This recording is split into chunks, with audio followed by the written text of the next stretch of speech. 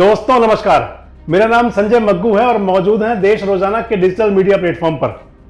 आपसे बात करने चला हूं देश की एक ऐसी राजनीति की कि जो 2024 के शुरू होने से पहले ही जोरों पर है। वो राजनीति है जाति और धर्म वाली।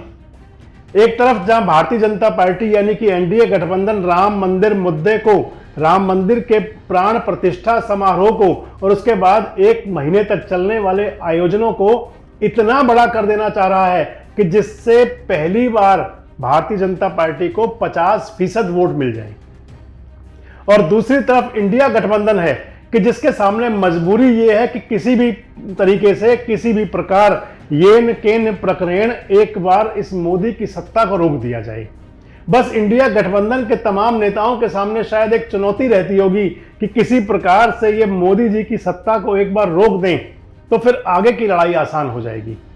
और इसी लड़ाई को लेकर के जो मैंने आपको बताया कि एनडीए यानी कि बीजेपी यानी कि मोदी सरकार के लिए जहां राम मंदिर का प्राण प्रतिष्ठा समारोह जो 22 जनवरी को होने जा रहा है, जिसके लिए आप मान लें कि पिछले लगभग एक पखवाड़े से पूरे देश भर के अंदर एक अलग प्रकार का अलख जगाई गई है, तो दूसरी तरफ इंडिया गठबंधन के नेताओं को सामने जो चुनौती है मोदी की सत्ता को रोकने की, उसके लिए वो तमाम अपने पैर पैतरे आजमाना चाहते हैं।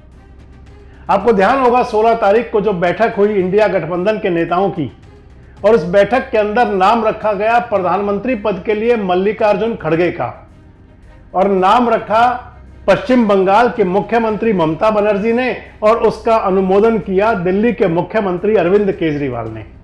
यानी कि दो सूबों के मुख्यमंत्री, दो सूबों की सरकारें और दो ऐसी पार्टियां कि जो कांग्रेस का विरोध करने के नाम पर ही ज्यादा चलती हैं। आप मान लीजिए कि ममता बनर्जी की पार्टी का तो जन्म ही कांग्रेस से अलग हुआ, यानी कि कांग्रेस के अंदर हुआ करती थी ममता बनर्जी और वहां से निकलकर उन्होंने बनाई तृणमूल कांग्रेस। और अगर अरविंद केजरीवाल का नाम लें तो उन्होंने जहां जहां कदम रखा वहां वहां डेंट दिया कांग्रेस को। लेकिन इन दोनों नेताओं ने जब नाम रखा मल्लिकार्जुन खड़गे का, भले ही लालू और नीतीश नाराज तो हुए हों, लेकिन पूरे देश के अंदर सियासत में रुचि रखने वाले लोगों के कान खड़े हो गए। आखिर क्या कारण था, आखिर क्या नजरिया था और किस सोच के साथ मल्लिकार्जुन खड़गे का नाम रखा गया? इस सारी बात को, इस पॉलिसी को आप इन 3 पॉइंट से समझ सकते हैं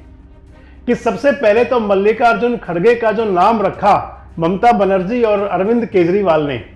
तो उसके पीछे सबसे पहला मान सकते हैं कि गांधी परिवार को सत्ता से दूर रखने की एक कवायद। आप उसे मान सकते हैं कि किसी भी प्रकार से अगर सत्ता इंडिया गठबंधन को मिलती है तो फिर गांधी परिवार का उसके अंदर तिलिस्म ना रहे, गांधी परिवार का जलवा ना रहे। हालांकि पिछले काफी समय से राहुल गांधी सक्रिय हैं। भले ही राहुल गांधी खुद कह चुके हैं कि मैं प्रधानमंत्री पद का कैंडिडेट नहीं हूं, लेकिन उसके बावजूद कांग्रेस के कार्यकर्ताओं और नेताओं के अंदर एक बात जाती है कि अगर कहीं सत्ता आएगी तो फिर राहुल गांधी या फिर गांधी परिवार से ही कोई होगा। लेकिन दूसरी तरफ मल्लिकार्जुन खड़गे का नाम आगे बढ़ा करके ममता बनर्जी और अरविंद केजरीवाल ने इंडिया गठबंधन के तमाम नेताओं को संदेश दे दिया कि हमें गांधी परिवार को रोकना भी जरूरी है। मल्लिकार्जुन खड़गे का नाम दिए जाने के पीछे आप कुछ इन बातों को भी समझ सकते हैं कि अगर कहीं गांधी परिवार के पास सत्ता वापस चली गई तो फिर उसे वहां से उसी प्रकार लौटाना मुश्किल हो जाएगा जैसे मोदी के पास से लौटाना मुश्किल हो रहा है। और इसी सोच के साथ नाम रखा गया मल्लिकार्जुन खड़गे का। ये मैंने आपको पहली बताई बात, पहला बिंदु आप इसे समझ सकते हैं। दूसरा, इस बिंदु के लिए अगर देखेंगे कि गांधी परिवार से दूरी रखने के पीछे, तो जब भी कभी बात चलती है,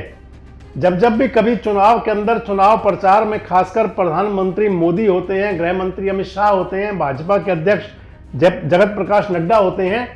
तो वो कांग्रेस के लिए, खासकर गांधी परिवार के लिए घोर परिवारवादी की बात चला करके आगे, एक परिवार का नाम देकर के आगे जब राजनीतिक तीर चलाते हैं तो उन तीरों का मुकाबला करने के लिए, उन तीरों की ढाल बनने के लिए मल्लिकार्जुन खड़गे का नाम आगे आया गया। ये पहला बिंदु है। अगर आप दूसरे बिंदु पर जाएं तो देश के अंदर भले ही ये कहा जाए कि कोई जाति वाली राजनीति नहीं है, लेकिन आप मान लीजिए कि जाति वाली राजनीति तो कभी जाती ही नहीं है। 2014 का चुनाव आपको ध्यान होगा, जब प्रधानमंत्री मोदी आए थे, प्रधानमंत्री पद का चेहरा बनकर एनडीए की तरफ से, बीजेपी की तरफ से, और प्रधानमंत्री मोदी अपने संबोधनों में कहा करते थे कि मैं ओबीसी हूं, मैं महापिछड़ा हूं, मैं बहुत पिछड़ा हूं, बहुत गरीब परिवार से हूं। अपने पूरे परिवार की कहानी बताया करते थे और अपनी बिरादरी की कहानी कहा करते थे। और जब भी कभी कोई बात चली 2014 से लेकर 2019 तक, तो प्रधानमंत्री मोदी ने सैकड़ों जगह सैकड़ों बार ऐसा कहा कि मैं पिछड़ा हूं, मैं ओबीसी हूं, और ये इसलिए मुझे, खासकर कांग्रेस के लोग या जो दूसरी पार्टियों के लोग हैं, इसलिए मुझे प्रताड़ित करते हैं, अपमानित करते हैं, मेरे साथ इस प्रकार का व्यवहार करते हैं। आप इसे यूं भी समझ सकते हैं कि अभी जब जगदीप धनखड़ यानी कि जो देश के उपराष्ट्रपति हैं, उनकी मिमिक्री की बात आई, तो प्रधानमंत्री मोदी ने तब भी एक बात आप छुपे हुए अंदाज में मान सकते हैं, जिसमें उन्होंने कहा कि मैं 20 साल से अपमान झेल रहा हूं। और उस काट के लिए आप मान लीजिए कि इंडिया गठबंधन की तरफ से नाम आगे कर दिया ममता बनर्जी और अरविंद केजरीवाल ने। हालांकि सहमति तो इसके अंदर और बहुत लोगों की भी होगी। नाम रख दिया मल्लिकार्जुन खड़गे का और कहा गया कि दलित नेता, एक दलित चेहरा देश का प्रधानमंत्री पद का दावेदार होगा। आप मान लीजिए कि बाबा साहब अंबेडकर के बाद अगर कांग्रेस में कोई दलित नेता हुए तो बाबू जगजीवन राम हुए, और बाबू जगजीवन राम के बाद में, हालांकि बाबू जगजीवन राम प्रधानमंत्री पद की रेस में थे, कभी आपको किसी वीडियो में बताऊंगा कि प्रधानमंत्री क्यों नहीं बन पाए थे और प्रधानमंत्री ना बन पाने के पीछे गांधी परिवार का क्या रोल था। लेकिन आज बात आपसे मल्लिकार्जुन खड़गे की हो रही है, तो मैं आपको बता रहा हूं कि बाबा साहब अंबेडकर के बाद में जगजीवन राम बड़ा नाम माने जाते रहे, और अगर कांग्रेस के अंदर मान लें तो वो जगजीवन राम जी वाला स्थान ले चुके हैं खड़गे साहब, मल्लिकार्जुन खड़गे। उम्र के लिहाज से देखें तो उम्र के उस दौर पर है, उस पड़ाव पर हैं जहां हर व्यक्ति सम्मान किया करता है। अगर जाति से देखें तो दलित समाज से आते हैं। अभी जब पिछले दिनों जगदीप धनखड़ जी वाली बात आई थी, जब उन्होंने, जगदीप धनखड़ ने यानी कि उपराष्ट्रपति जी ने खुद को जाट कहा था, तो उस समय खड़गे साहब ने कहा था कि मैं भी तो दलित हूं, मुझे तो बोलने ही नहीं देते। और आप मान लीजिए कि वो कार्ड चलना शुरू हो गया दलित वाला, और दलित वाला कार्ड एक ऐसा कार्ड है कि जिसकी काट किसी के पास शायद हो नहीं सकती। और मल्लिकार्जुन खड़गे राजनीति के अंदर इतना बड़ा नाम है कि देश के, चाहे वो उत्तर के राज्य हैं चाहे वो दक्षिण के राज्य हैं, हर जगह मल्लिकार्जुन खड़गे की पहचान भी है। लोकसभा और राज्यसभा के अंदर विपक्ष के नेता भी रहे हैं। और मान लीजिए कि दलित राजनीति को साधते हुए ये दूसरा पॉइंट हो सकता है, दूसरा बिंदु है जिस पर कि अरविंद केजरीवाल और ममता बनर्जी की नजर गई और उन्होंने एक नाम को आगे बढ़ाया, यानी कि अगर दलित राजनीति को आगे बढ़ाना है तो फिर मल्लिकार्जुन खड़गे। और अगर तीसरे पॉइंट को आप इसमें समझें तो तीसरा पॉइंट ये आता है कि दक्षिण भारत से आते हैं मल्लिकार्जुन खड़गे, और दक्षिण भारत के उस राज्य से आते हैं यानी कि कर्नाटक से, कि जहां 29 सीटें हैं लोकसभा की, बड़ा राज्य है। और कर्नाटक में अभी हाल ही में भी कांग्रेस की सरकार भी आ गई थी बीजेपी को हरा करके। आज तक 2 प्रधानमंत्री आए दक्षिण के राज्यों से, एक पीवी नरसिम्हा राव और एक एचडी देवेगौड़ा। नरसिम्हा राव प्रधानमंत्री आए आंध्र प्रदेश से और देवेगौड़ा साहब प्रधानमंत्री आए कर्नाटक से। नरसिम्हा राव पूरे 5 साल प्रधानमंत्री रहे और देवेगौड़ा मात्र 1 साल तक ही देश के प्रधानमंत्री रह पाए। और अब अगर उसी दक्षिण के राज्यों से, दक्षिण के राज्य में कर्नाटक से आते हैं कांग्रेस के राष्ट्रीय अध्यक्ष मल्लिकार्जुन खड़गे, और अगर दक्षिण की राजनीति को साधने की बात आएगी तो लगभग 150 लोकसभा की सीटें ऐसी हैं कि जो दक्षिण राज्यों से आती हैं। और दक्षिण राज्यों के अंदर वो तमिलनाडु हो, वो आंध्र प्रदेश हो, वो तेलंगाना हो, वो कर्नाटक हो, वो तमाम राज्य हैं जिनमें से 2 राज्यों में आज कांग्रेस की सरकार है और बीजेपी की सरकार किसी भी राज्य में है नहीं।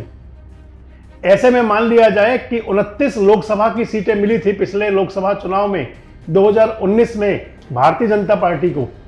तो दक्षिण में बीजेपी को रोकने के लिए और दक्षिण का एक प्रधानमंत्री फेस साबित करने के लिए कि हम दक्षिण का चेहरा लेकर के आए हैं, तो उस लिहाज से भी एक रणनीति मानी जा सकती है ममता बनर्जी और अरविंद केजरीवाल की। और अब बड़ी बात यह आएगी कि क्या इस रणनीति के पीछे कहीं कांग्रेस का खेल भी चल रहा था, कहीं कांग्रेस का दिमाग भी चल रहा था।